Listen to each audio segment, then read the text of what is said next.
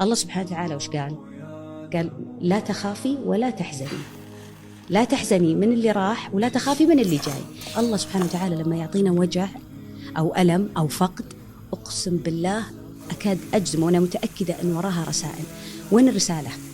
وين الرسالة اللي متروكة لي خلف الألم اللي جاني؟ هل الله سبحانه وتعالى يألمنا عشان يعذبنا أو يخلينا نفقد عشان نتألم؟ لا حشا.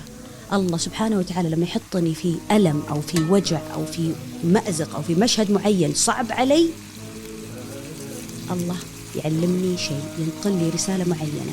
خلقنا الإنسان في كبد، خلقنا بكبد عشان نتعذب؟ لا لا لا لا لا، خلقنا نتعلم.